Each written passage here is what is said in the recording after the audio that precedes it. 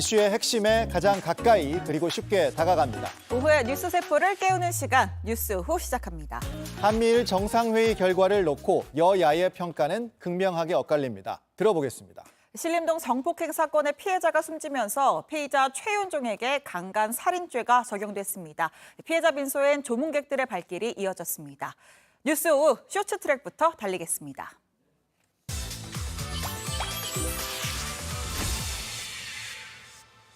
자, 첫 번째 트랙은 뭘 인정해요입니다. 이틀 전에 서울 지하철 2호선에서 흉기를 휘둘러서 승객 2명을 다치게 한 50대 남성 A씨가 영장 실질 심사를 위해서 법원에 들어서면서 한 말입니다. 약보각은 왜 중단하신 건가요?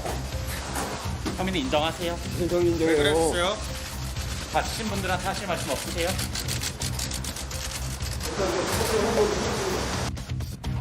자, 무슨 혐의를 인정하느냐라면서 동문서답을 하는 그런 모습입니다. A씨는 지하철 안에서 소형 공구를 휘둘렀고 피해자와 다른 승객들이 현장에서 제압했습니다.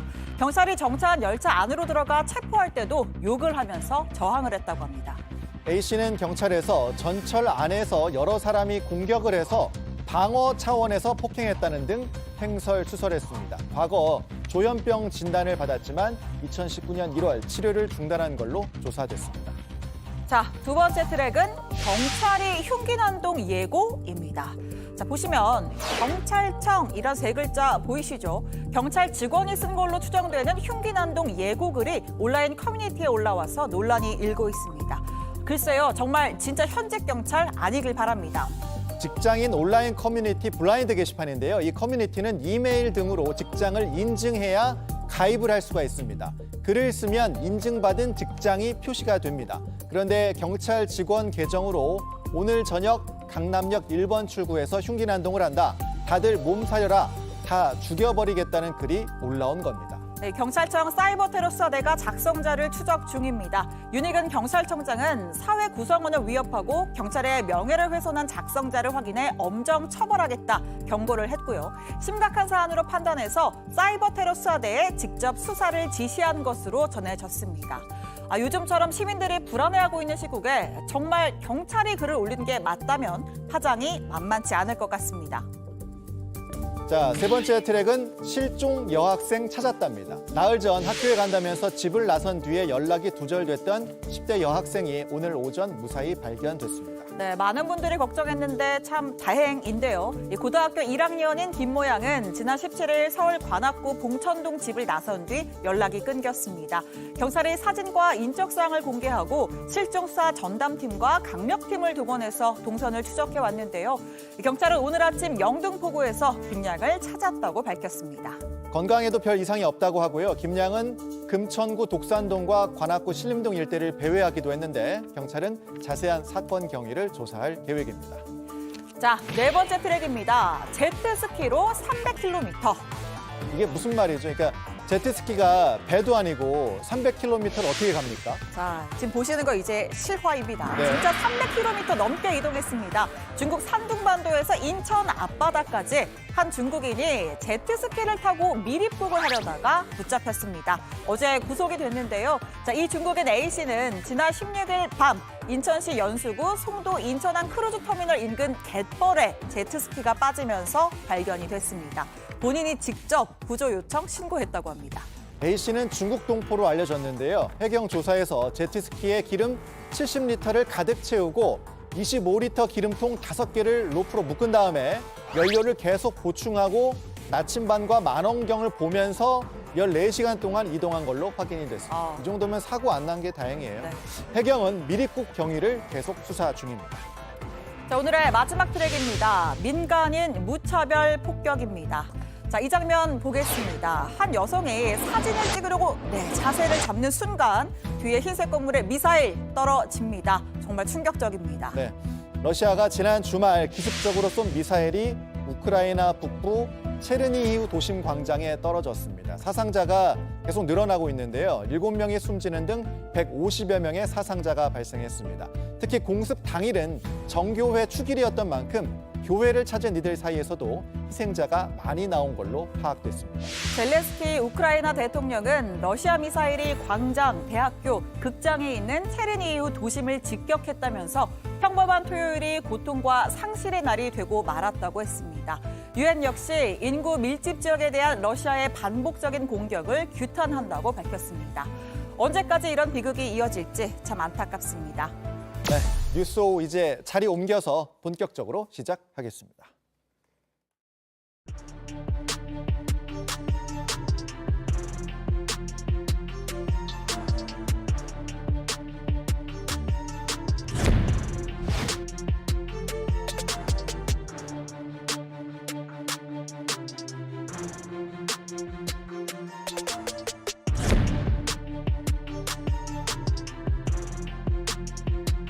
우리 국민들에게 위험은 확실하게 줄어들고 기회는 확실하게 커질 것입니다.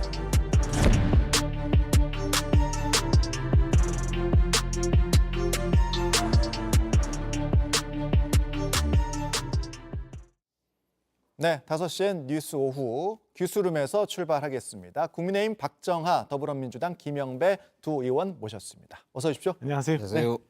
지난주에 이제 조혜진 의원이 나오셔서 이제 두 분 사이에 좀 케미를 보여주신다고 했는데 좀 싸우다 가셨거든요. 아, 그러셨어요? 네, 괜찮았습니까? 예, 오래간만에 알겠습니다. 예. 좀 반가웠었어요. 알겠습니다. 자, 오늘도 잘 부탁드리면서 시작을 하죠. 첫 주제는 이제 한미일 정상회의 얘기인데 뭐 새 역사, 새 시대를 열었다는 평가가 있고 반대로 미일 사이에서 들러리 외교였다 이런 평가도 있고요. 이야기를 해보겠습니다. 먼저 이제 미국 대통령 별장인 캠프 데이비드에서 이제 회의가 있었어요. 이게 다자 회의 중에 만나는 게 아니라 별도로 이제 한미일 정상만 만나는 건 첫 단독 회의였다. 이렇게 됩니다. 일단 두 분 어떤 평가를 내리십니까? 먼저 드릴게요. 저는 뭐 많은 그 정부 그다음에 저희 여당에서 평가하는 것처럼 지금 중요한 계기가 마련됐다라고 네. 평가하고 싶어요. 그리고 그러니까 우리가 원하든 원치 않든 간에 사실은 그 일종의 신냉전 시대로 가고 있는 거는 분명해 보이잖아요. 그 러시아 해체 이후에 미국 1극 사회에서 예. 지금 중국까지 포함된 2극 상황으로 지금 가고 있는 거고 예. 서로 간에 이념적 자국이 그리고 이 상황에서 세계 질서를 재편하려고 그다음에 예. 헤게모니를 지우려고 하는 상황에서 예. 전략적 모호성 뭐 이런 거 갖고 언제까지 그냥 갈 수 있을까라는 생각이 저는 가치 동맹을 구축을 해서 한미일이 저렇게 공조하는 모습을 보이는 게 향후 우리 경제, 안보 모든 분야에 있어서 굉장히 좋은 계기가 됐다라는 거 하나.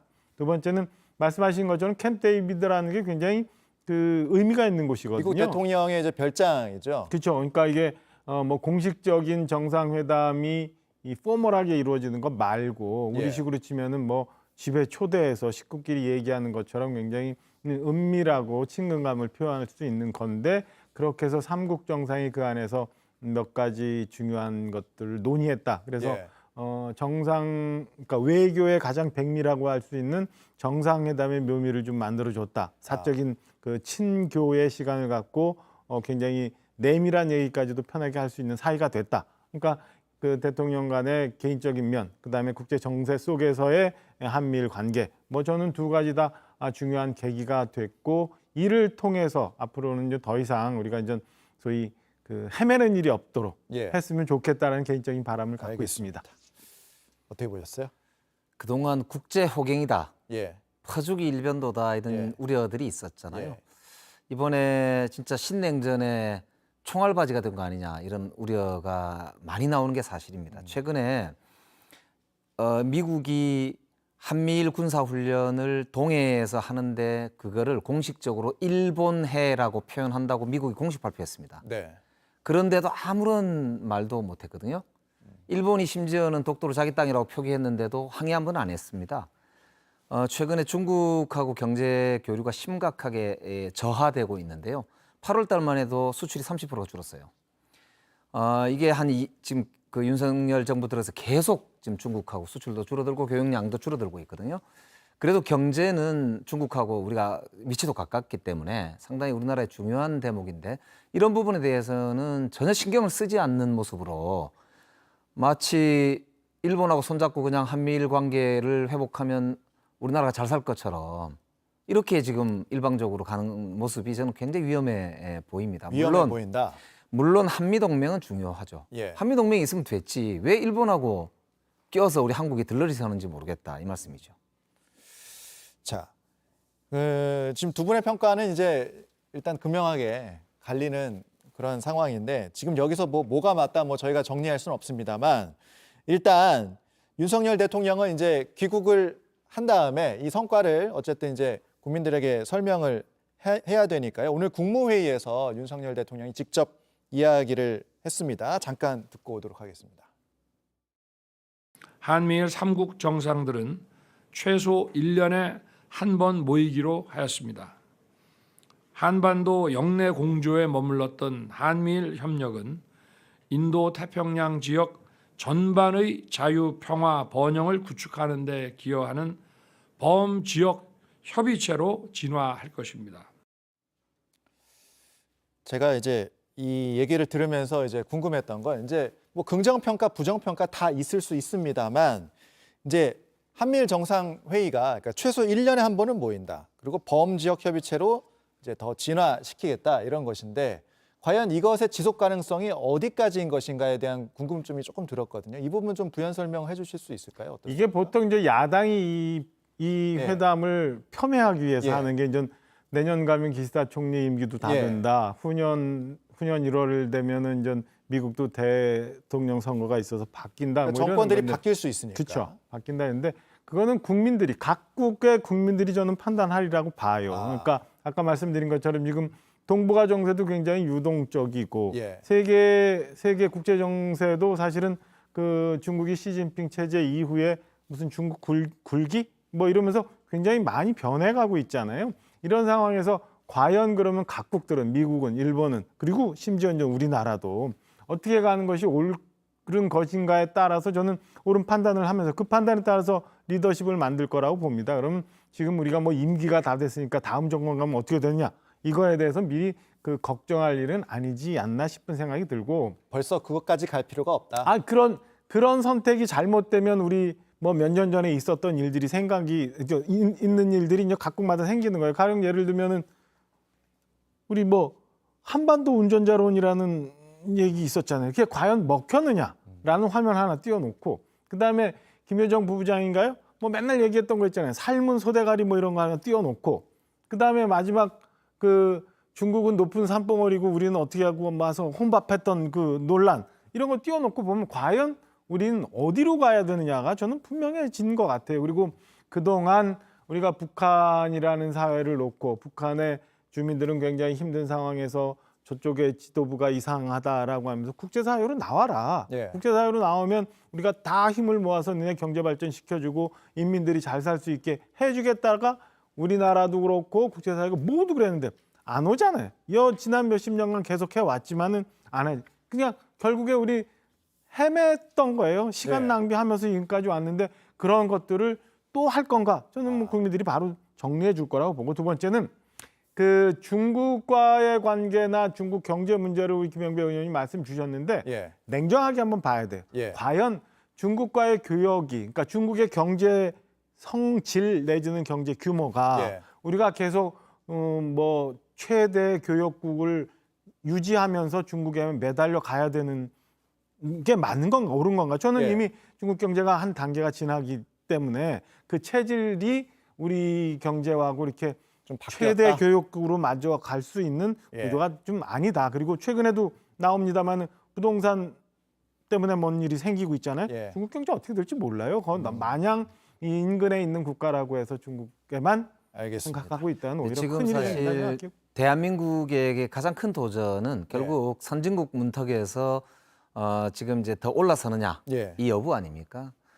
특히나 최근에 문제가 되는 게 이제 반도체, 예. 그다음에 자동차, 예. 그리고 이게 이제 미국의 IRA 법이나 이거 직결이 돼서 한국 경제가 기우뚱하고 있단 말입니다. 그러면 미국 가셔가지고 가장 먼저 해결해야 될 게 이 IRA 법에 우리 한국 경제가 휘청거리지 않도록 미국과의 협력을 따냈어야 되고요. 예. 또 중국과의 관계를 보더라도 반도체 문제는 해결을 했어야 되는데 거기에 대해서 이런 방구도 없거든요.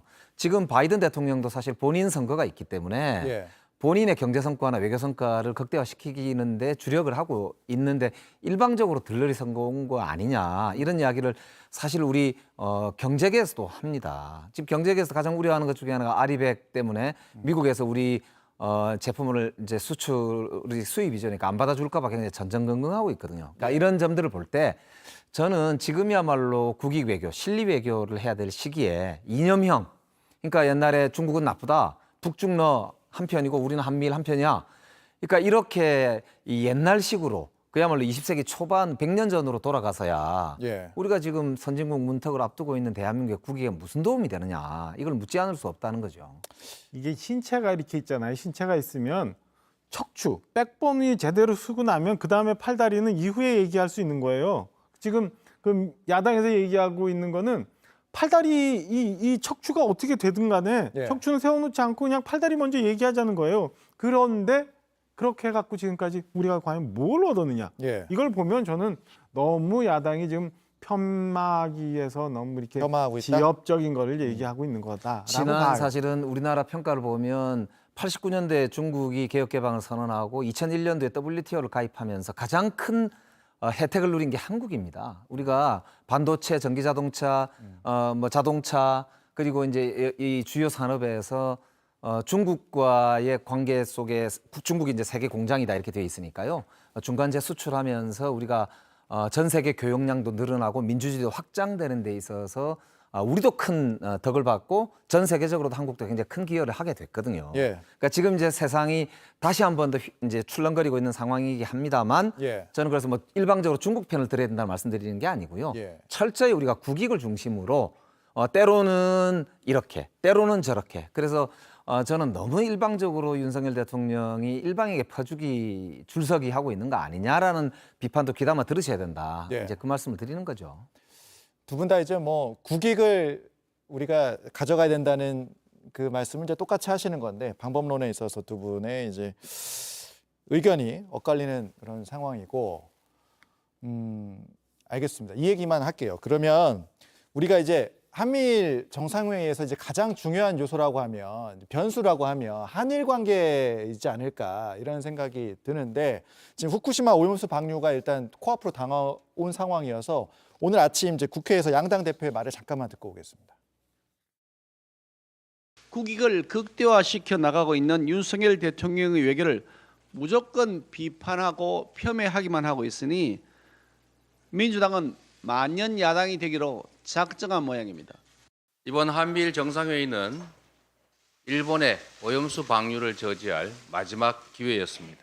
윤석열 대통령은 대체 어느 나라 국민을 대표하고 있는 것입니까? 이번에 이제 후쿠시마 오염수 얘기는 이제 의제는 올라가진 않았던 거죠. 일단은 뭐 확인 일부 예. 보도에 의하면 예. 의제에 올라가지 않고 예. 일본이 오히려 이 건에 대해서는 좀 뺐다. 예. 논의를 하지 않았다라고 나오고 예. 있어요. 근데 글쎄 이 후쿠시마 오염수 방류 문제는 벌써 몇 년 전부터 이루어졌던 일이에요. 그리고 지난 정부에서도 IAEA 검증 결과가 나오면 수용하겠다가 지난 정부 입장이었어요. 그게 예. 왜 지금 와서 바뀌어야 되는 건지. 그리고 이제 와서 걱정을 하는 거는 무슨 심지어는 20년, 30년 후에 어떻게 될지 모른다까지 가는 거잖아요. 저는 이건 비판을 위한 비판이고 지금 아까 말씀드린 것처럼 중요한 신뢰관계를 구축하고 척추를 세워야 되는 판에 너무 다른 것 가지고 시비를 걸고 있는 거라고 판단을 합니다.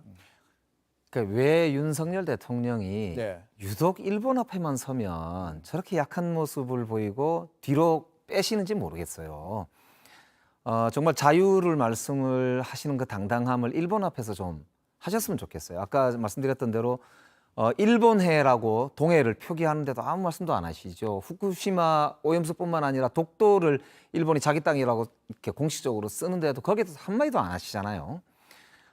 이 문제는 그냥 단순히 한일 간의 역사적 감정의 문제가 아니지 않습니까? 예. 우리가 자주 독립국으로서의 전 세계적 위상이 있고 네. 국격이 있는데 이제는 좀 당당하게 국익 외교의 기본을 세우셨으면 좋겠다 이 말씀을 꼭 드리고 싶고요. 예. 미래를 위해서도 과거는 중요합니다. 역사를 잊은 민족에게 이제 미래는 없다는 거 아닙니까? 알겠습니다. 얘기는 여기서 마무리를 하도록 하죠.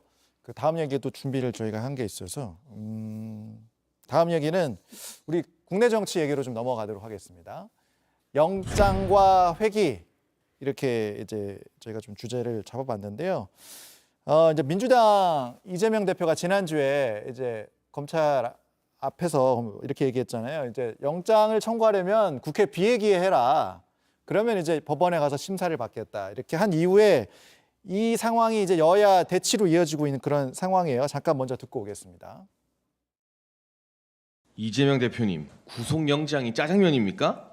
대한민국 사법 절차가 아무 때나 시키면 척척 배달되는 것은 아닙니다. 온갖 부정부패 혐의로 얼룩진 피의자가 영장이 어떻고 시기가 어떻고 운운하는 것 자체가 사법 질서 파괴입니다. 지금 우리 당 입장에서는 이재명 당대표 관련해서 당대표께서 방탄국회 열지 않겠다라고 얘기를 했고 검찰에서 회기 기간에 영장을 청구하겠다라고 하는 것 자체가 분명히 정치적 의도가 있는 거 아니겠습니까?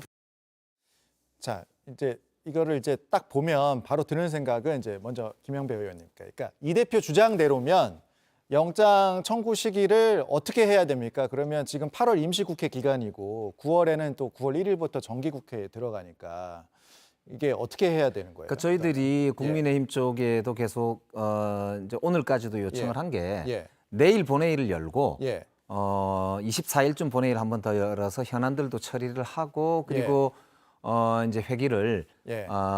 이 월말까지 한 며칠을 비워주시면 예. 그때 필요하다면 검찰이 영장 청구를 할 수 있도록 이렇게 예. 비회기를 보장해 주겠다. 예. 특히 이제 검찰이 그동안 하도 우리 방탄 그래서 예. 우리 방탄할 뜻이 없다고 수차례 밝혀왔기 때문에 저는 당연히 국민의힘이 거기에 응해 주실 줄 알았어요. 예. 근데 조금 전까지도 지금 응하지를 않아서 지금 협상이 아직 안 되고 있는 상황이죠. 그렇습니다. 그런데다가 원래는 22일 날 내일이죠. 열기로 합의를 받다가 예. 갑자기 뒤집는 전화가 와가지고 저희들 혼란에 빠져 있는 상황이거든요. 그래서 저희들은 정 안 되면 예. 그러면 다른 법안 처리를 포기하고라도 수앱 관련된 법이나 이런 거는 국민들 위해서 처리를 해야 되니까 25일쯤 본회의를 열어서 수앱 법만이라도 처리를 하고 회기를 25일로 끊는 것을 이렇게 하려고 합니다. 그래서 아마 그거에 대해서는 국민의힘에서도 뭐 굳이 반대할 이유가 없지 않을까 그렇게 생각하고 있고요. 검찰이 오히려 자신이 있으면은 비회기 때 청구하면 될 문제 아닌가 그렇게 예. 생각하고요. 이재명 대표는 당당하게 출석하겠다는 입장이기 때문에 근데 이제 그러면 벌써 당장 다음 주라 이제 어떻게 아니, 이 논리에 대해서 어떻게 생각하십니까? 혁신위에서 그렇게 애지중지해서 1호 혁신안이라고 만들어가지고 체포동의안 그 특권 없애겠다고 했잖아요. 그 의총통해서 다 추인하고 뭐 그랬는데 뭐 이렇게 두려워가지고는 무슨 비회기 얘기 나오고 그 국회 와갖고 본회의장에서 찬성 가부 결정하는데 뭐 이렇게 두려워요. 그 안에서 뭔 일이 있길래. 자, 두 가지 말씀드릴게요. 첫째 하나는 자 혁신안 제가 말씀드렸잖아요. 예. 민주당 의원들 대부분 다 그 불체포 특권 없애겠다고 동의한다면서요. 그러면 본회의에서 가부 결정하면 되지 왜 그거에 대해서 이렇게 시기를 못 박으려 하느냐. 지금 현재 16일부터 결산국회 시작됐잖아요. 사실은 그 결산 정기국회 시작되기 전에 해야 되는데 이런 식으로 민주당이 얘기하면 결산 어떻게 해요? 두 번째 물리적으로 검찰 보고 아무 때나 그럼 와가지고 체포 동의안 처리해달라고 얘기하는 게 자 우리 알지만 지금 백현동 건에 대해서는 이재명 대표 가서 검찰 수사 받았어요. 네. 마지막 뭐 진술이라고 할 수 있는 상황까지 이제 갔었어. 예. 또 하나 검찰은 지금 그 수사 중인 게 쌍방울 대북송금 관련이잖아요. 이 쌍방울 대북송금 관련해서는 저희가 처음 보는 일들이 지금 법정에서 이루어지고 있잖아요. 갑자기 이화영 부지사의 부인께서 나오셔서 법정에서 진술이 어려울 정도로 파행시키고 그 다음 주에는 또 시기를 잡았는데 또 변호사가 갑자기 나타나서 피고하고는 전혀 상관없는 얘기를 하고 좀 전에 저희가 뉴스 봤더니 22일 내일로 예정돼 있던 이 법정마저도 예. 이 재판마저도 변호사가 사임계를 내가지고 지금 못할 판이에요. 알겠습니다. 이게 절정이 돼서 마지막 이재명 대표에 대한 진술을 검찰이 확인을 해야 사실은 영장을 청구하든 말든 하는 예. 건데 그런 과정도 없는데 지금 수사도 하기 전에 그럼 불러서 하라는 게 김현배 의원님. 근데 이게 1년 이상 지금 수사팀을 어마어마하게 투입하고 또 사실 성과가 없잖아요. 예. 저는 참 희한한 게 검찰이 수사 실력이 없는 건지 의지가 예. 없는 건지 아니면은 그냥 이제 계속 정치적 공작만 하는 건지 예. 정말 국민들이 궁금해하잖아요. 그러니까 지금 백현동 건만 해도 박근혜 대통령 시절에 국토부에서 이제 공문을 통해서 박근혜 예. 대통령이 지시를 해가지고 결국 매각도 하고 한 거란 말이에요. 그러니까 저는 지금 저 백현동 건만 해도 기각될 가능성이 저는 높다고 예. 보고 있거든요. 예. 그러니까 검찰이 자신이 없으니까 이걸 오히려 추석을 앞둔 딱 그 민감한 시기에 국민 여론을 이렇게 한번 해보려고 하는 그냥 추석을 정치 공작 앞둔 아니냐. 민감한 시기에. 예. 그러니까 그런 걸로 볼 수밖에 없는 행태예요. 사실 목표는 진짜 이재명 대표가 죄가 있으면은 예. 기회기 때 보내면 그냥 나가서 받고 아니 구속될 것 같으면 구속되면 되잖아요. 예. 그러니까 이재명 대표도 그 이야기거든요. 그러니까 나 자기가 떳떳하니까 출석하겠다는데 굳이 그거를 딱 시기를 맞춰가지고 추석 앞두고. 근데 이거 예. 이제 양당의 입장이 다르잖아요. 근데 이거 8월 이거 이제 국회 일정 회기 일정 언제까지 합의를 해야 됩니까? 이거 계속 뭐 이럴 수는 지금 없잖아요. 국민의힘에서 사실 아까 말씀드린 대로 예. 22일 날 회기를 열자고 8월 달 예. 회기를 잡았다가 한번 뒤집어진 거 봐서는 그냥 정치 공세를 하자 이렇게 예. 좀 아주 마음을 먹으신 거 아닌가 각 이런 당의 우려가 이제 드는데 속내는 복잡하긴 한데. 그래서 9월 달은 예. 지금 이제 8월 달과는 별개로 예. 의사일정 합의가 됐습니다. 예. 9월은 했죠. 예. 예, 9월은 이제 정기국회 예. 이제 9월 달까지는 일정이 쭉 잡혔고요. 예. 8월 달에 이제 일주일 정도, 예. 그러니까 8월 한 27일부터 네. 31일까지 네. 회기를 저희들이 이제 비회기로 만들어서 네. 검찰에게 언제든지 영장을 청구할 수 있는 기간을 네. 줄 테니까 마음대로 해봐라 이렇게 네. 지금 하려고 하는 거죠. 9월 잠깐 1일부터 드릴게요. 네. 사실은 정기국회가 있는 것은 법적인 사안이에요. 그건 이제 네. 진행이 돼야 되는 거고 네. 아까 말씀드린 것처럼 우리가 작년도에 썼던 거, 금년도에 썼던 거 결산해야 되는 건 맞잖아요. 결산해야지 그거 안 하고 그럼 회기를 비워두나? 그런 문제가 하나 있고요. 두 번째는 검찰이 이재명 대표에 대한 마지막 진술 조사가 끝나지 않았어요. 수사가 끝나지 않았는데 그럼 이 시기에 딱 특정해가지고 민주당이 시켜라, 청구해라, 라고 하는 거는 아까 우리 일부 뭐 얘기하는 것처럼 그럼 뭐 메뉴 내가 마음대로 고를 거고 그 다음에 식당도 고를 거고 예. 뭐 이런 거랑 똑같은 거죠. 도돌이표 제자리로 돌아가는 거예요. 알겠습니다. 자, 이 얘기 여기까지 하고요. 자, 마지막 오국소 코너 오후 한 컷 사진 하나 보여드릴게요. 짧게 보시죠. 이게 웬 침대 사진이냐면 이게 여성가족부 김현숙 장관 이제 숙박 논란 있었잖아요. 이제 야영제에서 안 자고 왜 생태 탐방원에 가서 잤느냐. 그 홈페이지에 있는 저희가 사진을 가져왔는데요. 이제 한덕수 총리가 이제 책임자들은 모두 자면서 이곳을 지키면서 부실 잼버리 잘 해결을 하라 이렇게 지시를 했는데 이제 숙소에서 잔 것이 알려지면서 논란이 됐습니다. 자, 두 분 코멘트 한마디씩 듣고 마무리하겠습니다. 저거는 뭐 그 잼버리 대원들 그 고생하는 거 같이 체험하면서 해결해라가 아니라 그 여름 휴가 가듯이 좋은 데 가서 있었던 것 같아요. 예. 여야 누구든 이 건에서 자유로울 수는 없지만 예. 저는 여가부, 최소한 여가부 그리고 여가부의 김현숙 장관께서는 국민들한테 이 부족했던 거, 예. 잘못했던 것을 인정을 하고 난 다음에 시작하는 게 옳지 않나라는 예. 생각입니다. 참 무책임의 극치지요. 예. 국민들이 어려움에 처해 있는데 주무장관이 휴가지에서 자는 것처럼 저렇게 참 참담한데요. 거기다 사과도 안 하고. 그러니까 지금 뭐 해명은 신변 위협 때문에라고 이제 해명을 하고 있는데. 그러면 다른 총리나 이런 분들은 거기서 왜 그렇게 봉사도 하고 화장실 청소까지 하셨겠습니까? 좀 이 정부는 어떻게 잘못한 사람이 사과를 하는 게 없어요. 또 대통령부터 시작해서 도대체 장관도 전 잘못했다고 하는 사람 본 적이 없는데 좀 예. 그걸 좀 보고 싶습니다. 김 장관 뭐 거치 관련 얘기는 뭐 정부 여당에서 좀 나오는 게 있습니까? 아직은 뭐 그런 얘기 나오는 거 못 예. 들었어요. 그래서 예. 좀 더 지켜봐야 될 텐데 예. 저는 글쎄 이게 뭐 장관이 하나가 그 잘못된다고 해서 이 문제가 해결되는 것도 아니기 때문에 예. 그동안 본인이 느꼈던 거, 그다음에 여가부가 준비해 왔던 것도 네. 국민들이 알 수 있는 기회가 있는 게 좋을 것 같아요. 본인 입으로. 알겠습니다. 김현숙 장관의 입장을 좀 더 지켜보자는 말씀. 네, 알겠습니다. 여기까지 오늘 두 분과 함께 이야기 나눠봤습니다. 박정아 의원, 김영배 의원 두 분과 함께했습니다. 고맙습니다. 고맙습니다.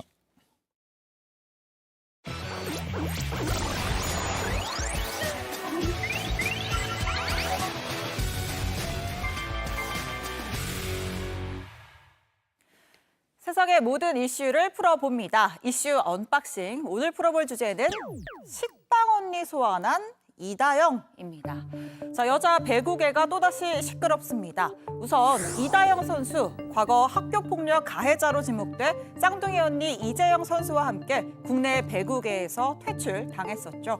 이후에 유럽으로 떠났고 그리스를 거쳐 프랑스에 새 둥지를 틀었습니다. 지난 5일 출국 인터뷰를 자청하더니 이렇게 말했습니다. A 선수와의 문제로 인한 논란은 사실이다라고요. 자, 여기서 갑자기 소환된 A 선수, 과거 흥국생명에서 함께 활동했던 김연경 선수를 겨냥한 발언이었습니다. 얘기도 많이 나누다 보니까 어린 선수들하고도 친하게 잘 지내고 있어요. 손발이 잘 맞아서 조금 깜짝 놀란 것도 있고 아무래도 대화도 많이 하고 또 옆에서 많이 도와줘서. 언니 이재영은 이다영이 2년 전 김연경과의 갈등 때문에 극단적 선택을 시도했다고도 주장했습니다. 이어 이다영이 김연경이 욕을 입에 달고 살았고 자신을 술집 여자 취급하는 등 괴롭혔다라고 폭로했는데요. 과거에 김연경과 주고받은 카카오톡 내용도 공개를 했습니다.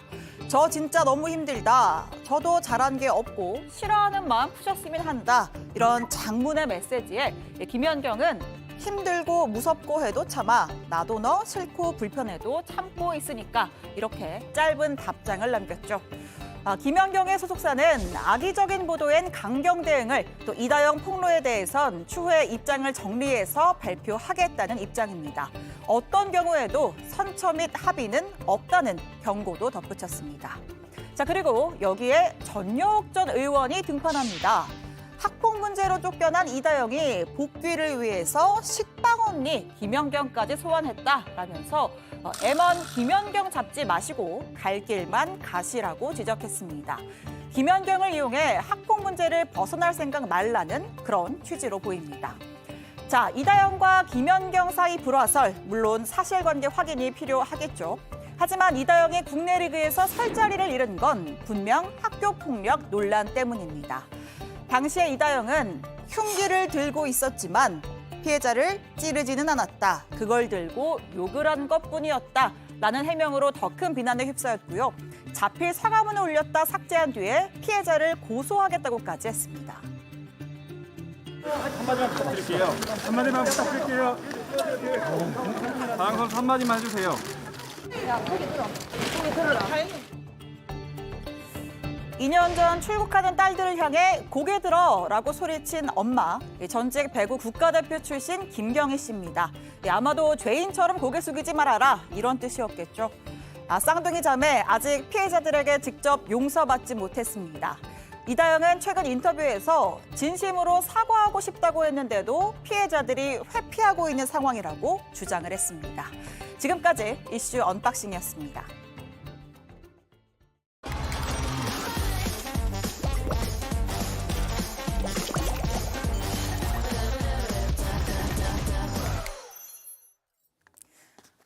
네, 지금부터는 초록방 시간입니다. 이번 주 사회 속 이야기는 원룸에서 이어가고요. 서혜진 변호사 그리고 진술분석가 전문가 김미영 박사님 모셨습니다. 두 분 안녕하세요. 안녕하세요. 네, 좀 즐거운 이야기를 하고 싶은데 매주 좀 큰 사건들이 벌어져서요. 서울 신림동의 한 공원에서 대낮에 벌어진 성폭행 사건이 있었습니다. 피해자가 결국 이틀 만에 숨을 거두고 말았고요. 초등학교 교사인 피해자가 방학 중에 출근을 하다가 끔찍한 사건의 희생자가 됐습니다. 피해자의 이름을 JTBC가 공개를 하고 있습니다. 최윤종이고요. 혐의가 강간 상해에서 강간 살인으로 변경이 됐습니다. 자, 숨진 교사의 발인식이 내일이고요. 이제 주말 내내 조문객들의 발길이 이어졌는데 동료 교사, 제자들, 그러니까 숨진 교사에 대해서 굉장히 성실하고 또 책임감이 강한 동료였다 이렇게 말을 잇지 못하는 네. 그런 안타까움을 전하고 있죠. 네.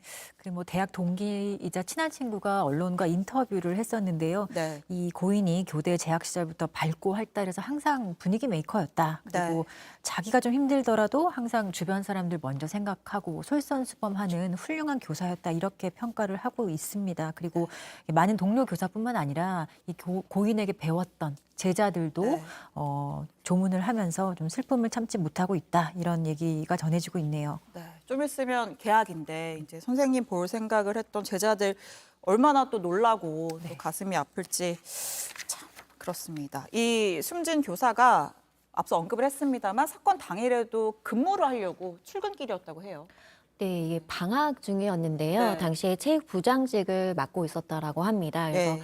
5일간 진행되는 교직원 연수의 기획과 운영을 이제 맡아서 하고 있었고, 그날도 이 업무를 위해서 평소 자주 이용하던 등산로를 이용해서 출근을 하던 중에 이런 일을 겪었다고 합니다. 그러니까 원래 이용했던 네네. 길이라는 거죠. 일상적인 공간이었다라는 설명입니다.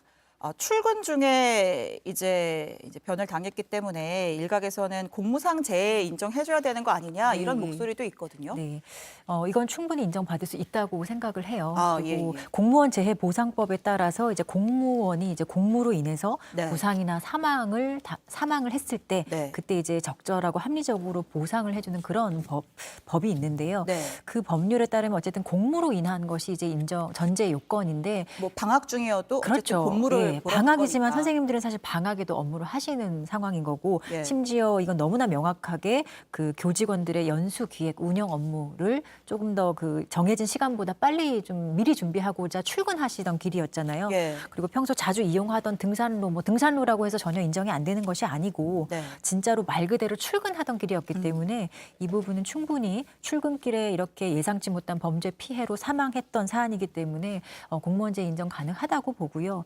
그리고 뭐 그 조희영 교감이나 뭐 관련된 네. 분들도 한국교총도 얘기를 했죠. 그 숨진 초등 교사 이 네. 고인에 대해서 공무상재해를 좀 인정해야 한다 이런 네. 의견도 좀 적극적으로 내고 있고 교육감도 공무상재해에 해당하는 것으로 보이고 좀 적극 노력하겠다 이런 얘기를 한 바 있습니다. 네, 좀 지켜봐야겠습니다. 자, 지금 피해자의 정확한 또 사인을 가리기 위해서 또 부검 절차도 오늘 진행이 되고 있다고 하고요. 자, 피해자 최윤종은 구속영장이 발부가 됐습니다. 이제 더 본격적으로 이제 조사를 하겠죠. 왜 그랬는지, 범행 경위는 뭔지, 어떤 동기가 있었던 건지 이런 조사들이 이어질 텐데. 이 최 씨에 대한 이제 정보들이 이제 또 계속 이제 취재가 되고 또 경찰들이 조사한 내용들이 나오고 있는데 일단은 최 씨에 대해서 음식 배달 전화가 통화 목록의 전부였던 은둔형 외톨이였다 이런 설명이 나오고 있죠. 네, 이제 은둔형 외톨이라는 표현을 좀 조심스럽게 사용할 표현이 이유가 있는데요. 우리가 예. 이제 범죄자라고 하면 기존에 막 정신질환자이다, 막 은둔형 외톨이다 이런 표현을 이제 사용을 하다 보니까 이런 사람들이 다 범죄자인 것처럼 낙인화될 수 있는 부분들이 좀 우려가 됩니다. 네네. 그래서 그냥 이 범죄자의 특성 중 하나였다라고 이해를 하시면 될 것 같은데요. 이 사람은 무직으로 가족과 함께 살고 있긴 했지만 실제로 거의 이제 집에서 나가지 않았다라고 해요. 그래서 네. 어머니도 아들이 집에서 나가지 않아서 고민이다라는 이야기들을 이제 주변에 했다라고 하고 있고요. 주로 이제 PC방과 집을 오가는 생활을 하면서 연락하는 곳이라고도 이제 음식 배달하는 곳 혹은 극히 적은 이제 수의 친구와의 통화가 확인됐다라고 합니다. 네, 그러니까 이제 과거에 우울증 치료를 받다가 중단한 적이 있고 실제로 집 밖을 나가지 않고 자택과 PC방을 오가는 삶을 살긴 하지만 또 우리가 은둔형 외톨이 범죄다 이렇게 또 낙인을 찍는 건 좀 조심을 해야 된다라는 말씀을 해주신 건데 최근에 사실 그런 보도들이 많았습니다. 은둔형 외톨이의 범죄가 연쇄적으로 일어났다 이런 보도들이 많았는데 은둔형 외톨이라서 범죄를 저지른다 이렇게 동일 선상에서 볼 수는 없는 것이고 또 모든 은둔형 외톨이가 전부 강력 범죄를 저지르는 건 아니지만 그렇다면 또 어떤 유형의 은둔형 외톨이가 이렇게 범죄에 더 노출이라고 해야 될까? 범죄를 더 저지르게 되는 건지 뭐 특성이 있을까요? 저희 주변에 생각보다 많은 청년들이 고립되어 있고 은둔 생활을 하거든요. 사실상 우리가 여러 가지 경쟁 사회 속에 살다 보니까 거기에서 좀 낙오되거나 좀 경쟁사회에 적응하지 못하는 친구들이 굉장히 많다라는 거죠. 그래서 네. 그 친구들이 생각보다 많은데 그런 사람들 중에는 두 가지 부류가 있을 수 있습니다. 첫 번째는 대부분의 경우에는 이렇게 자기가 이제 평범한 삶을 살지 못하는 것에 대해서 자기 자신이 이제 자기 자신 탓을 하는 사람들이 많다라는 거죠. 자책을 하는 그렇죠. 유형이 자신의 능력이 부족해서이고 그래도 열심히 평범하게 살 수 있는데 내가 좀 잘 안 된다라고 하면서 자책을 대부분 많이 하고 있기 때문에 그런 것들을 좀 지원해주는 이제 기관들도 있거든요. 네. 그런데 우리가 이제 그런 사람들과는 다르게 이런 생활을 하면서 나의 이런 요인들, 원인, 불행 이런 것이 이제 자신의 탓이 아니라 외부 사회 탓이다라는 식으로 외부의 이제 영향 요인 때문이다라고 잘못 귀인하는 그런 친구들의 경우에는 사회에 대한 불만과 분노가 쌓일 수밖에 없게 되는 거죠. 결국은 같은 동일한 조건과 환경 속에 놓여 있어도 그 사람이 어떻게 사고하고 판단하느냐의 문제가 큰 영향을 미칠 수 있기 때문에 그러한 생각과 그 판단을 하지 않도록 또 도와주는 것도 또 필요하다라고 할 수 있겠습니다. 그러니까 사실 그런 두 가지 유형을 우리가 미리 알아보고 다 이렇게 관리할 수 있는 건 아니니까. 그렇죠. 우리가 그렇기 때문에 은둔형 외톨이 혹은 정신질환자라고 하면 사실상 사회적으로 바라보는 시선이 굉장히 부정적일 수밖에 없고 그럼 이 사람들은 점점 숨어버리는 상황이 놓여지기 때문에 더 우리가 사회 속에서 뭔가 이 사람들이 잘 어울려 살 수 있을 만한 그런 정책이나 이런 것들을 잘 실현하기가 어렵잖아요. 네. 그래서 그런 것이 아니라 이런 사람들이 있는데 이런 어려운 점들이 있기 때문에 이걸 어떻게 개입해서 도와줄 것이냐 이 부분에 좀 더 치중할 필요가 있다라는 거죠. 네, 이 최 씨의 경우에 또 그 이제 은둔 생활을 하면서 또 우울증 진단을 받았다고 하고요. 뭐 일종의 정신 질환이 있는 최근에 이제 범죄자들이 늘어나고 있는데 이런 정신 질환이 있는 범죄자들 뭐 어떻게 또 관리하고 또 해야 할까요? 글쎄요, 관리가 참 사실 이 범죄 예방을 하기 위해서는 네. 이런 좀 반사회적 성향을 가진 사람들 그리고 그 중에서도 어떤 정신질환이 있는 사람들을 국가가 더 잘 관리해야 될 필요성이 있는데 네. 현실적으로 그 사람들에 대한 어떤 전반적인 실태라든지 가지고 있는 자료가 없으면 국가도 어떤 이 사람들을 관리할 수 있는 한계가 있을 수밖에 없거든요. 그렇죠. 그렇지만 어쨌든 이런 사건이 발생했을 때 결국에는 이런 유의 이제 사건이 지금 계속 지속적으로 일어나고 있잖아요. 그렇다면은 좀 이런 사례를 좀 유형화하고 실제 우리나라 과거에선 접하지 못했던 지금 새로운 유형의 어떤 강력 범죄, 흉악 범죄에 대해서 좀 적극적으로 사건을 좀 연구하고 이 사람 가해자들에 대해서 연구도 필요하고요. 그리고 네. 가장 중요한 거는 피해자들, 이 범죄로 인한 피해자들, 사실 직접적인 피해자 외에 그 가족까지도 피해자거든요. 네. 이런 피해자들이 다시 사회로 복귀하고 회복할 수 있는 그런 다양한 정책 개발에 조금 더 힘을 써야 될 시기라고 생각을 합니다. 알겠습니다. 자, 이 최현종의 진술이 또 오락가락하고 있어요. 처음부터 나는 살인 의도는 없었다 이렇게 일관되게 주장을 하고 있는데 그 와중에도 살인 의도는 없었다 이렇게 일관되게 주장을 하고 있는 건데 장면 잠깐 보고 대화 이어가겠습니다. 1시간 동안 왜 걸어 다니셨어요? 운동에서만 네? 피해자한테 한 말씀 해주세요. 성폭행 미수에 그쳤다고 주장하시는데 혹시 맞으신가요? 살해까지 할 의도는 없으셨나요? 없었어요. 그 CCTV 영상 보면 이 최윤종이 반바지에 티셔츠 차림에 슬리퍼 신고 2시간 동안 계속 그 산책로를 배회를 합니다. 운동 삼아 걸었다고 주장을 하지만 2시간 가까이 걸어가면서 어떻게 보면 범행 대책을 물색한 거 아니냐 이런 해석도 있고 계획 범죄로 보는 게 맞지 않겠습니까? 어떻습니까? 지금 계획 범죄로 보는 몇 가지 요인들이 있는데요. 네. 일단 첫 번째가 이미 이제 4개월 전에 이제 흉기를 미리 구매하고 했다라는 점이고, 네. 두 번째는 범행정 대상을 물색하는 그런 이제 뭐 2시간 가까이 도보로 대상을 물색했다라는 거. 네. 세 번째는 스스로도 이야기하길 뭐 CCTV가 없는 이제 공원 둘레길을 장소로 선택했다라는 예. 것. 이제 네 번째는 흉기로 의식을 잃을 정도로 폭행을 이제 한 점. 네. 이런 점들을 보고 했을 때 계획 범죄로 이제 보는 입장이 굉장히 뭐 많은데요. 네. 여기에서 조금 더 이제 추가적으로 확인해 봐야 될 필요가 있는 부분들은 과연 왜 성폭행을 위해서 그 흉기를 네. 준비했을까, 그 특정 흉기를 준비했을까, 그리고 처음에 이제 피해자를 뒤에서 이제 쫓아간 것으로 좀 보이는데 예. 문제는 어떤 진술을 했는지가 아직 명확하게 나와 있지 않기 때문에 해석하는데 좀 제한점이 있긴 하지만 결국 뒤에서 만약에 가격을 했다라고 하면 이미 충분히 그 자체만으로도 제압할 수 있는 상황이었을 것으로 보여지거든요. 네네. 그리고 그 상황에서 피해자가 살려주세요라는 말을 했다라는 점을 보면 이때까지는 아마 의식이 있었을 가능성이 있는데 네. 그렇다면 그 이후에도 계속 뭔가 제압 행위를 하면서 폭행을 행사했느냐, 그다음에 성폭행하려는 뭐 의도로 이제 쫓아갔다라고 하니까 그러면 그 상황에서 중단하게 된 경위가 무엇이냐 이런 부분들을 좀 더 살펴볼 필요가 있겠습니다. 네.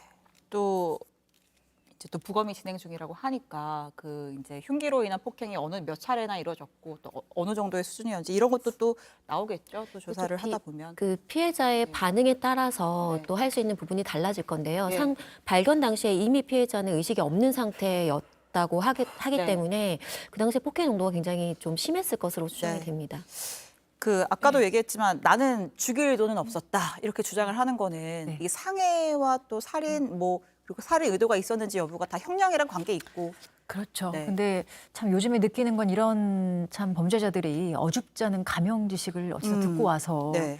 이런 얘기를 많이 한다는 겁니다. 처음부터. 예. 근데 이런 건 정말 우리 사법부가 좀 반성해야 될 필요가 일단 있을 것 같아요. 네. 얼마나 그동안 이런 사건을 제대로 처리하지 못했으면 네. 지금 이런 범죄자들이 다 똑같은 말을 하고 있는 네. 거거든요. 근데 현실에서는 실제 뭐 수사기관이나 법정에서는 이들의 의도는 법률적으로 그렇게 중요하게 다뤄지지 않습니다. 결국에 이 사람들이 어떤 행동을 했는지 네. 고의라는 거는 객관적인 행동으로 사후적으로 추단해서 판단하는 것일 뿐 네. 이 사람이 정말 그 당시에 어떤 마음을 갖고 있었는지 그 내심의 의사는 별로 주목하지 않습니다. 네.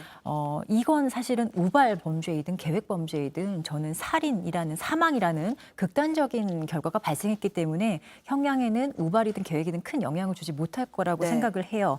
다만 이 범죄자가 이 최윤종이 강간치사나 강간살인죄가 형량이 다르다는 것을 조금 알고 있는 것 같긴 합니다. 예. 강간살인죄라는 것은 애초부터 이제 살해인에 대한 고의를 가지고 범행에 나간 것이고 강간치사 정도는 사망할 의사는 없었는데 어쩌다 보니 사망이라는 결과가 발생한 그런 사안을 말하거든요. 네. 성폭력처벌법에 따르면 강간살인죄는 사형이나 무기징역밖에 그렇죠. 없습니다. 법정형이. 근데 강간치사죄 같은 경우는 무기징역이나 10년 이상의 징역, 그러니까 네. 사형이 없는 거죠. 최소한 10년이라는 이제 최저형을 받을 수 있는 것이기 때문에 이런 이야기를 어디서 듣고 저는 주장을 하는 것이 아닐까 싶습니다. 알겠습니다. 자, 저희가 두 번째 주제로 좀 넘어가서 이야기를 해보겠습니다. 한 영재 프로그램에서 저도 봤어요. 그 정말 귀여운 어린 시절의 모습, 한 3살 나이로 1차 방정식 막 풀고 해가지고 천재 소년이다. 이 친구 뭐 작곡도 하고 시도 쓰고 해가지고 굉장히 당시에도 화제가 됐는데 이 백강현 군이 서울과학고에 조기 입학을 했다가 자퇴를 한 것으로 알려졌습니다. 처음에 이제 본인이 유튜브에 밝힌 자퇴 사유는 어떤 거였죠? 뭐 거울 속에서 문제를 푸는 기계가 되어가는 저를 보게 된다 이런 네. 얘기를 해요. 네. 그래서 너무 좀 추정컨대 좀 암기나 네. 아니면 문제 푸는 거에 치중하는 교육 방식에 좀 맞지 않은 것 아닐까 네. 그렇게 자퇴한 거 아닐까라고 처음에는 그렇게 생각을 했었는데 그러니까 학교 예. 생활이 조금 힘들었던 것 같다 네. 이렇게 추정을 했었는데 이 첫 유튜브 영상 올린 지 하루 만에 이제 또 다른 글을 이 백강현 군의 부모가 올리거든요. 근데 내용이 뭐냐면 그 본인을 서울과학고 선배맘이라고 지칭을 한 과학고의 학부모한테 협박글을 받았다면서 이제 백군의 아빠가 이제 공개를 한 거예요. 그러니까 메일을 보면은 그러니까 저 학부모가 보냈다는 그 글을 지금 보고 계신 건데 뭐 백군이 시험도 안 보고 입학을 했다. 뭐 전교 꼴등이라서 자퇴할 줄 알았다. 뭐 학교 이미지 실추시키는 거짓말하지 말라. 뭐 이런 식으로 이제 백군을 좀 저격하는 그런 메일을 아버지한테 보냈다는 거죠. 그러니까 이 메일을 받고 아버지가 사실 진짜 이 백군이 자퇴한 이유는 학교 폭력이다. 이렇게 추가적으로 밝힌 거예요. 그래서 어떤 내용이 있었냐라고 보니까 뭐 조별 수업에서 백군이 뭐 면박을 받거나 뭐 너는 뭐 없는 사람이나 마찬가지다 뭐 하면서 뭐 투명 인간 취급을 하고 그리고 또 여기엔 적혀 있지 않지만 또 인터넷 어떤 뭐 갤러리 이런 데 또 백군을 굉장히 뭐 아무것도 할 줄 모르는 뭐 어쩌고 이런 식으로 그런 게시글까지 올라가고 그러니까 일종의 학교 폭력, 정서적인 학교 폭력이 있었다 그런 게 설명을 하는 거죠 아빠가. 네, 제가 일단 설명을 좀 드렸는데 학교에 확인을 해 보니까 그러니까 학교 폭력이 있었던 거는 맞다고 저희가 이제 취재를 해보니 학교 측에서는 이런 문제가 있었던 거는 맞다라고 했고요. 다만 그러니까 백군의 아버지는 학교는 좀 덮으려고 했고 학교는 이 문제를 규정대로 처리했다 이렇게 주장을 했다고요.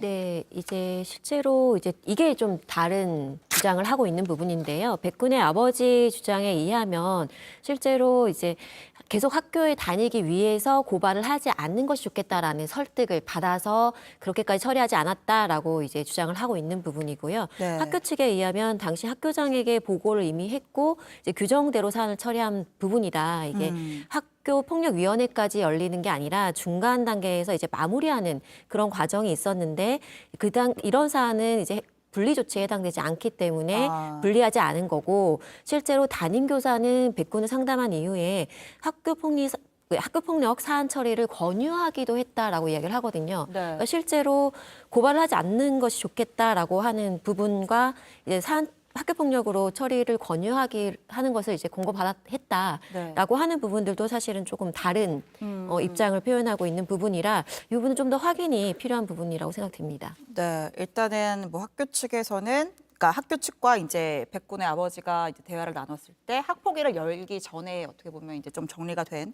그런 상황인데 각자의 입장은 좀 엇갈리고 있습니다. 그리고 아까 그 백군 아버지한테 항의 메일 보냈다고 했던 그 학부모가 또 이제 논란이 커지니까 또 다시 또 사과하는 메일을 또 보내왔다 그래요. 그래서 뭐 내가 학교에 있는 다른 사람 얘기만 듣고 이런 메일을 보냈는데 뭐 정말 죄송합니다.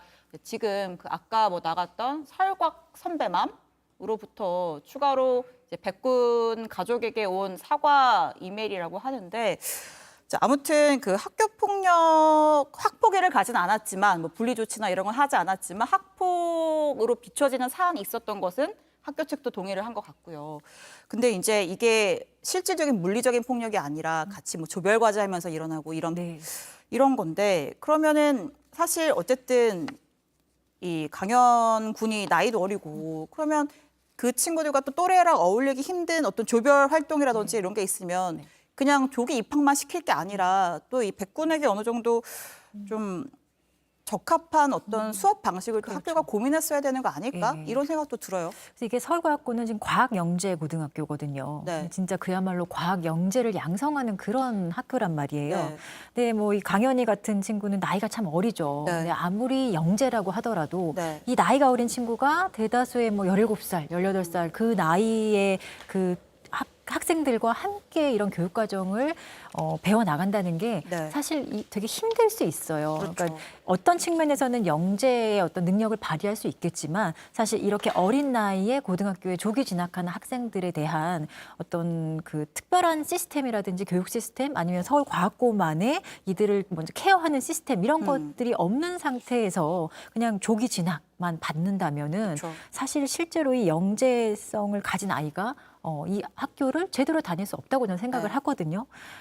사실 과학영재고의 어떤 그 설립 취지라든지 운영하는 그런 방식 이런 것들에 대해서 좀 고민해 볼 필요가 있을 것 같아요. 이 아이가 좀 되게 힘들었을 것 같아요. 강현이가 이 어린 나이에 어쨌든 팀플이나 이런 게 얼마나 사실 힘들어요. 대학생도 힘든데 전부 다 언니 오빠들 사이, 형들 사이에서 이렇게 그 팀플레이하고 또 뭐 영어 발표하고 이런 것들이 사실 누군가의 도움이 없으면 상당히 어려웠을 수도 있습니다. 그래서 네. 과연 이런 시스템 갖추고 있는지 좀 살펴봐야 될 필요 있습니다.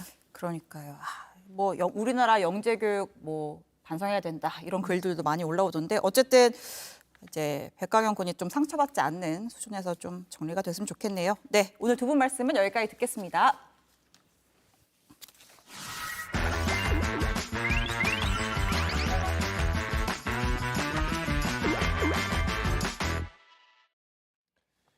가보니 들어보니 만나보니 직접 해보니 기타 등등 취재 기자의 정성이 듬뿍 들어가는 코너입니다. 보니 최규진 기자 나와 있습니다. 어서 오십시오. 안녕하세요. 네, 오늘은 어떤 보니 적응을 좀 해야 됩니다. 네, 적응 많이 됐습니다. 오늘은 어떤 보니를 준비했죠? 오늘은 기후위기 따라가 보니를 준비했습니다. 기후위기 따라가 보니. 네, 혹시 두 분 열대과일 좋아하십니까? 저는 과일을 아주 좋아합니다. 망고, 리치 비싸서 못 먹죠. 없어서 못 먹고. 많이 비싸죠. 네. 뷔페 같은 데 가면 좀 먹고 그래요.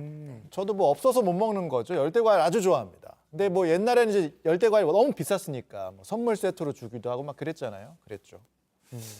귀하다는 인식이 좀 있어요. 그렇죠. 근데 네. 이제 이 열대 과일이 흔히 이제 수입 과일로 알고 있는데 이제는 수입 과일이라고 말하면 반은 맞고 또 반은 틀린 말이 됐습니다. 바로 이 기후 변화의 영향으로 한국에서도 이 열대 과일들을 재배하는 농가들이 갈수록 늘어나고 있기 때문인데요. 과연 어떤 과일들이 우리나라에서 자라고 있는지 제가 직접 확인해 보고 왔습니다. 메이드 인 코리아 열대 과일. 그렇습니다. 기후 위기 폭염 너무 심하니까 가능할 것도 같고요. 직접 한번 보시죠. 팽배야, 날씨 진짜 지긴다. 오늘 뭐 하는 날이에요? 이곳은 경기도 평택의 한 과수원입니다. 이곳에서 우리가 흔히 해외여행을 가서 맛볼 수 있었던 아열대 과일들을 재배하고 있다 해서 와봤는데요. 직접 한번 둘러보면서 확인해 보겠습니다.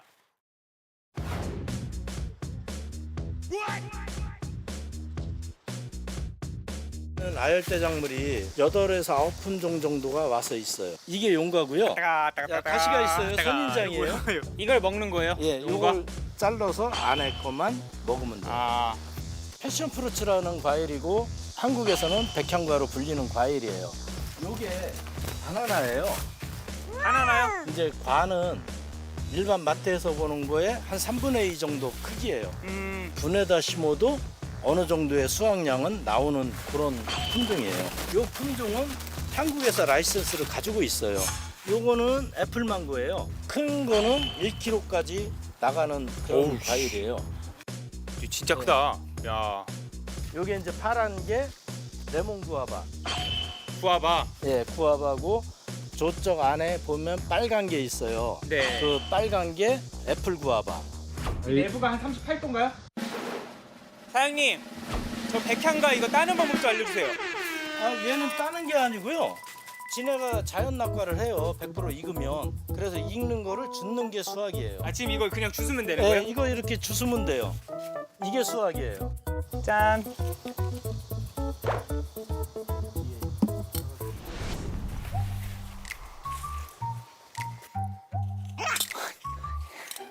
아이, 진짜.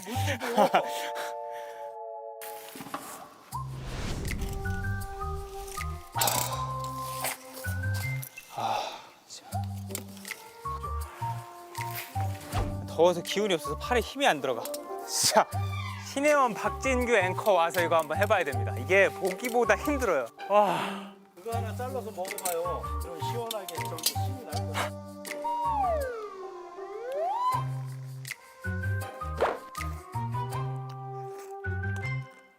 어우, 달곳이다. 요거 와서 보시면 네. 어우. 이렇게 손 대면 떨어져요. 손으로 이렇게 대면 떨어져요. 하면 떨어져요. 오. 안 익은 건 안 떨어져요. 아무리 저기 해도. 이런 거는 아무리 건드려도 안 떨어져요. 사장님, 이거 아열대 과일 언제부터 재배하신 거예요? 올해가 이제 8년 됐어요. 처음에는 맨 땅에 헤딩한 그런 케이스라 한 2년 정도 고생을 하고 그다음에 이제 지금은 어느 정도 재배 기술도 축적이 됐고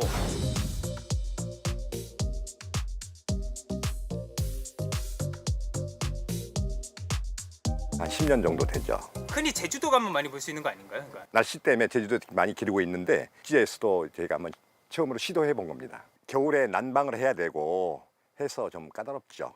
어차피 지금은 기후 변화가 심각해지고 있기 때문에 지에서도 아열대 과일을 생산해서 소비자들에게 그 과일을 공급해 줄 수 있어서 중독성이 있어요.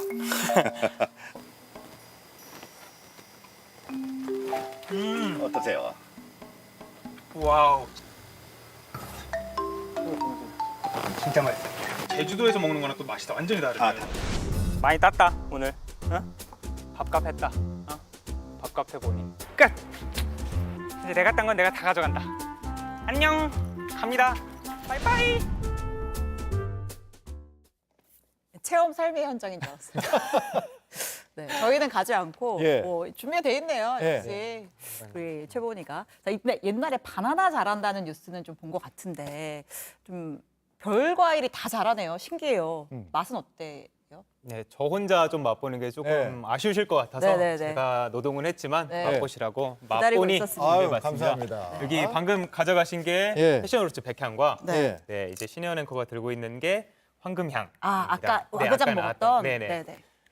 저희 맛이 먹고 있을 어떤지. 테니까 네네. 쭉 설명 좀 해주세요. 알겠습니다. 이제 그 한번 드셔보시고 맛이 어떤지 좀 설명을 해주시고요. 네. 아까 달고시다 그랬는데 진짜 달고시네요. 네네. 그 이제 그 다른 곳에서도 좀 아열대 과일 작물 재배가 좀 활발한 편입니다. 우리나라에서 특히 우리나라가 올 여름철에도 체감 온도가 한 40도에 육박하는 극한 폭염이 좀 이어졌잖아요. 그래서 이제 급격한 기후 변화로 인해서 최근 3년간의 국내 아열대 작물 생산량이 3배나 늘어난 걸로 조사가 됐습니다.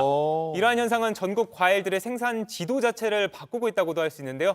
망고는 제주도뿐 아니라 충남 부여, 전남 영광, 경남 통영 함안 등에서 재배되고 있고 정작 제주도에서 재배됐던 이런 귤, 황금향 말고도 한라봉도 유명하잖아요. 이제 한라봉은 충북 충주 그리고 전북 정읍, 전남 나주에서 자라고 있습니다.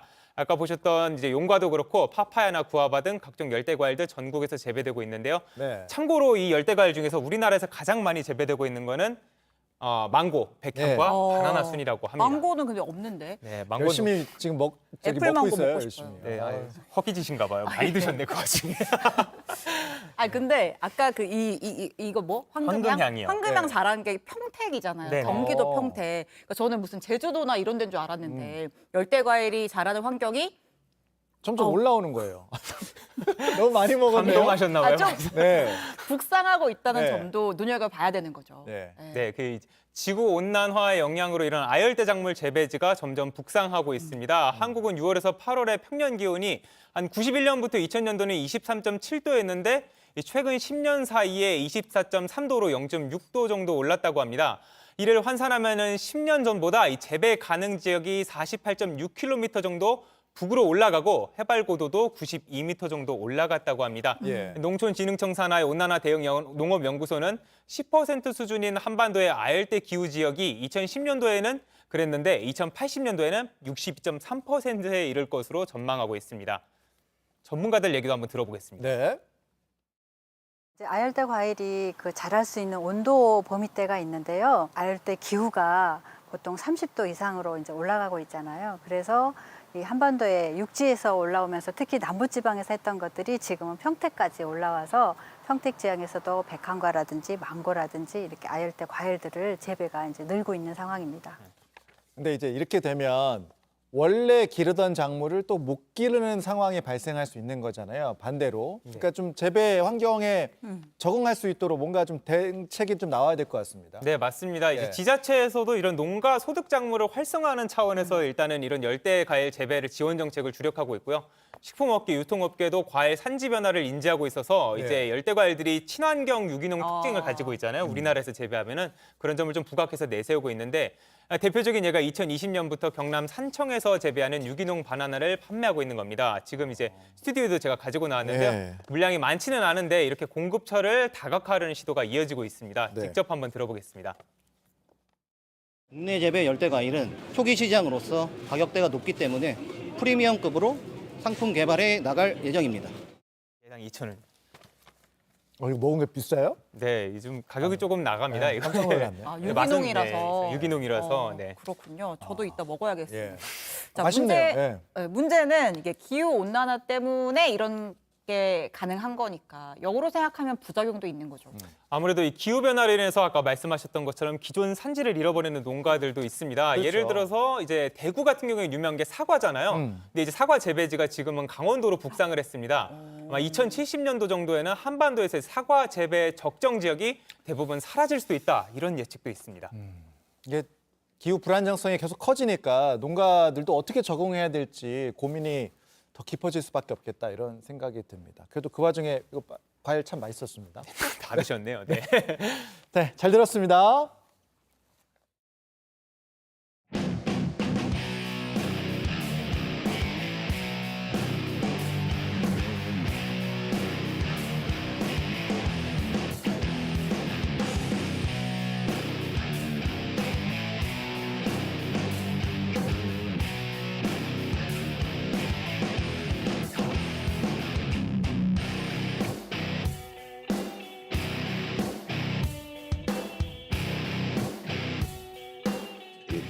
an expression of national power on the global stage that, oh, Russia's back in the game.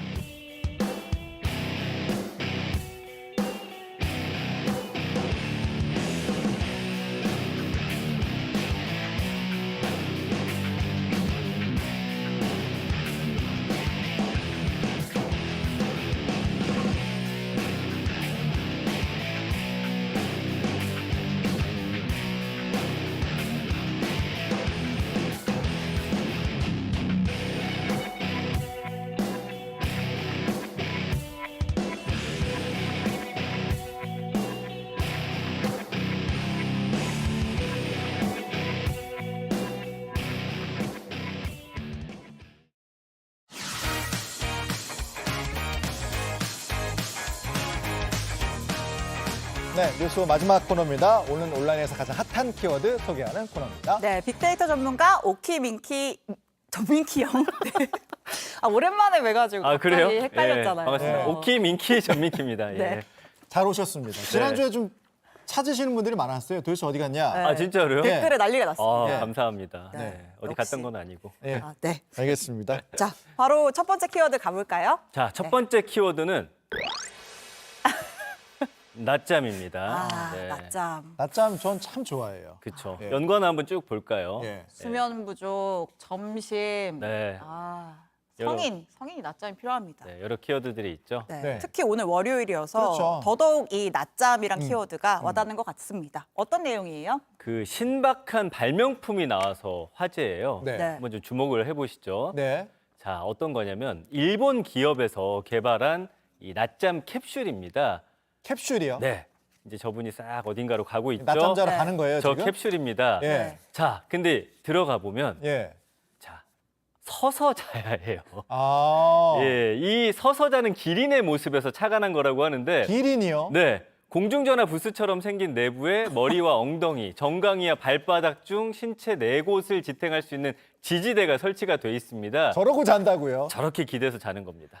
너무 비장하게 들어가더니 너무 이렇게 자는 거 아닌가요? 그렇죠. 네. 아주 불편해 보이는데. 사무실인 것 같은데. 네. 네. 야, 근데 잠 안 올 것 같은데요, 저는 저러고 있으면. 근데 왜 한번 우리가 볼까요? 학창 시절에 예. 그 선생님 수업하실 때 거기서도 꾸벅꾸벅 졸았잖아요. 아니, 뭐 그렇긴 그러긴 하죠. 한데. 저거는 그래도 이제 턱이나 이런 걸 기댈 수 있어서 생각보다 편하다고 합니다. 예. 저렇게 서 있는 상태에서 이 한 30분 이상 집중해서 잘 수 있는 데다가 원래 낮잠은 사실은 너무 길게 자면 안 돼요. 뭐 그렇다고 하더라고요. 예, 예. 10분, 20분만 자는 게 건강에 좋다고 합니다. 예. 그래서 아무리 편해도 사실 서서 1시간은 못 자니까 사무실에 넣기 딱이라는 겁니다. 네. 그래서 살짝 자고 금방 돌아와서 열심히 일해라. 네, 이런 의지가 담겨 있습니다. 제가 볼 때 저분 표정은 좀 연기인 것 같아요. 전혀 편해 보이지 않고 약간 슬퍼 보여요. 아. 이렇게까지 해서 낮잠을 자야 되는지.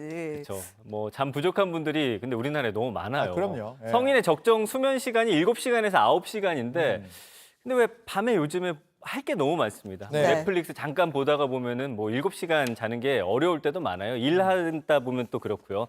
그래서 아침에 5분만 하다가 지각하는 분들 그렇죠. 많은데 저도 이제 이런 거 보니까 아, 회사에서 저런 기계 있으면 좋겠다라는 네. 생각도 들고 그다음에 제가 얼마 전에 보고서 꽂힌 발명품이 있거든요. 또 있어요? 네, 귀차니스트들은 좀 주목을 해보시면 좋습니다. 네. 네. 자, 침대죠? 침대를 이제 예. 만드는 것 같은데요? 자, 뭐냐면 대학생이 등교하기 귀찮아서 만든 등교 침대입니다. 아, 지금 누워 있는 거예요? 어머, 아, 저러고 학교를 간다고요. 맞아요. 어머. 아, 뭐 다 쏟아지고 난리가 다칠 것 나네요. 같은데요. 네, 아직 어머나. 아, 뭐 하는 거예요? 일어나라고? 깨워주는 거예요. 아, 예, 기발하네요. 그렇죠. 이게 지금 한국공학대 학생들? 네, 한국 공학대 학생들이 만든. 이건 또 뭐예요? 자, 이거는 네. 포항 공대 학생들이 만든 네. 머리 감겨주는 기계예요. 일명 네. 머리 세탁기라고 하는데 머리에 얹은 저 통이 정수기 생수통에서 모티브를 얻어서 만들었고요. 아, 진짜 정수기 생수통인데요? 머리 쫙 올라가는 거 보이죠? 드럼 세탁기 원리로 머리를 이 통돌이 세탁을 하는 겁니다. 앉은 자리에서 샴푸, 트리트먼트, 탈수까지 가능합니다. 약간 기술적 결함으로 저기 이제 물이 좀 샜는데 저 영상 보면 이제 땀이라고 바득바득 우기는데 재밌어요. 예. 지난주에 네. 하루 못 나오시는 동안에 느낌 어떠신가요? 칼을 갈고 오신 것 같다는 생각이 드는데요. 어디서 다 찾은 거예요, 이런 거를. 재밌는 게 아, 많죠. 예. 그래서 이제 사실은 말을 못 하고 있어요. 네. 어느 순간 좀 기술이 머리 세탁기가 뭐예요? 저걸 사실 누워서 하면 좋은데 저 물이 확 쏟아지는 장면도 있거든요. 네. 어쨌든 이게 이런 특이점들을 네. 잘 보완해가지고 앞으로 나오면은 이게 뭐 급발전하게 되면 가만히 앉아서 우리가 머리도 감을 수 있겠다. 저는 사실 저 머리 세탁기 좀 끌리더라고요. 아침에 머리 감는 거 귀찮거든요. 혹시 두 분이 이런 좀 발명품 나왔으면 좋겠다라고 생각하는 거 침대. 있으세요? 그러니까 누워서 회사 오면 편하긴 하잖아요. 자면서 오면. 침대로 강변북로를 이렇게 타고 오시는 거예요? 되면 좋은 거죠. 이거 자율주행 되면 좋은 건데. 저 침대에다가 머리 세탁기까지 같이 붙여놓으면 훨씬 더 좋을 것 같습니다. 누워서 머리를 감는 거예요? 근데 해보니까 전민기 팀장 하루씩 휴식을 드려야 되겠네요. 빵 터지는 걸 갖고 오시네요. 네. 알겠습니다. 네. 다음 자, 키워드 다음 주시죠. 키워드 보시죠. 자, 다음 키워드. 모에꿍. 네, 다나카. 다나카입니다. 예. 이분이 사실은 굉장히 인기였는데 연관어들 쭉 보이시죠? 뭐 축제도 있고, 이순신이라는 이름도 뜨고요. 예. 명량대첩, 뭐 김경욱 이게 이제 원래 본 캐릭터 이름인데요. 두 분 다 사실 다나카 아시죠? 네, 알죠. 개그맨 이제 출신인데 이제 다나카 일본인인 척 이제 흉내를 내는 그런 캐릭터잖아요. 맞아요. 그래서 네. 이름 듣고 오해하는 분들도 있어요. 네, 진짜 일본인 아니에요. 한국인입니다. 네. 요즘 이제 부캐놀이 많이 하는데 네. 개그맨 김경욱 씨의 부캐인데 유흥업소에서 종사하는 다나카 유키오라는 가상의 인물을 만들어서 네. 컨텐츠를 제작을 했습니다. 네. 한국인인데 일본인보다 더 일본인 같아서 유튜브에서 엄청난 인기를 끌었죠. 그런데 이제 이게 논란이 좀 된 거였어요, 어제부터. 네. 그렇죠? 맞습니다. 예. 바로 이 소식이 알려지면서 온라인에서 굉장히 설왕설래가 있었는데요. 네. 네. 그 사진 하나 보여드릴게요. 스페셜 게스트 다나카 유키오. 이게 명량대첩 축제라고 써 있네요. 맞아요. 함께 예. 즐길 준비 됐으니까 네. 이렇게 돼 있거든요. 예. 그래서 보면 9월 8일 9시에 이제 말씀해 주신 대로 명량대첩 그 해전을 관련한 축제를 열었는데 네. 이순신 장군의 명량대첩 바로 그 대첩이에요. 다들 네. 아시죠? 그래서 신에게는 아직 12척의 배가 남아 있습니다. 단 13척의 배로 10배가 넘는 일본 수군을 물리친 해전이잖아요. 그래서 매년 9월마다 이 명량대첩을 기념하는 축제가 이런 축제가 열리는데 있군요. 예. 거기에 이 다나카가 섭외가 되면서 아니 어떻게 이순신 장군을 기리는 축제에 일본인 컨셉인 다나카를 부를 수 있느냐 이런 좀 논란이 있었던 겁니다. 근데 이제 주최 측은 이렇게 해명을 했더라고요. 다나카가 평소에 이제 이순신 장군을 무서워하는 맞아요, 그런 맞아요. 연기를 많이 했어요. 네. 그래서 이걸 좀 접목시키면 어떨까 이런 식의 이제 해명을 했더라고요. 네. 그러나 결국 취소가 됐습니다. 네. 사실 다나카가 이순신 장군 무서워하는 말씀해 주신 대로 일본인 컨셉 영상으로 인기를 많이 끌었어요. 이거 준비해봤는데 한번 보실까요? 네. ちょっと待って、이순신은 다르기로가 무서워 이순신은 무서워. 그러니까 일본인 컨셉이니까 네. 이순신 장군한테 대패했던 일본인의 입장에서는 이순신이 무섭다 뭐 이런 그걸로 이제 컨셉을 기획을 잡아서. 좀 했던 건데 결국 논란이 된 거죠. 맞습니다. 그래도 이순신 장군의 업적을 기리는 축제인데 이게 네. 좀 선 넘었다 해가지고 뭐 여러 의견들이 있었습니다. 누리꾼들 반응이 있어요? 네, 반응이 좀 많이 네. 엇갈리는데요. 좀 볼까요? 네. 네. 부정하는 분들은 이순신 장군님이 벌떡 일어나서 노할 일이다. 예. 명랑대첩이 뭔지 알고나 섭외했냐라는 반응이 있고요. 그래도 이제 찬성하신 몇몇 분들은 다나카가 진짜 일본인도 아니지 않나. 예. 웃자고 하는데 죽자고 달려든다. 이런 반응도 있었는데 사실 좀 부정적인 반응이 좀 더 많았습니다. 네. 그렇군요. 자, 일단 뭐 취소가 됐다고 하니까요. 네. 자, 오랜만에 뵈서 오늘 빵 터지는 오후의 키워드 시간이었습니다. 내일도 좀 기대해도 되겠습니다. 내일도 재밌는 키워드 준비하겠습니다. 알겠습니다. 내일 또 뵙겠습니다. 고맙습니다. 네. 자, 뉴스 오늘 준비한 소식은 여기까지입니다. 오늘은 오후 패밀리 수빈님께서 인스타그램으로 보내주신 사연을 소개해드리겠습니다. 네, 어머니가 올해 건강검진을 하셨는데 의심되는 질병이 있어서 다시 재검을 하게 됐습니다. 걱정되고 좀 착잡하다 하시면서 별일 아니기를 같이 기도해주세요 하셨습니다. 그럼요, 물론이죠. 힘내시고요. 문제 없으실 거예요. 저희도 응원하겠습니다. 뉴스 오는 여러분의 소중한 일상 사연을 환영합니다. 아래 나가는 인스타그램 메일로 보내주시면 소개를 해드리겠습니다. 저희는 내일 다시 뵙겠습니다. 고맙습니다.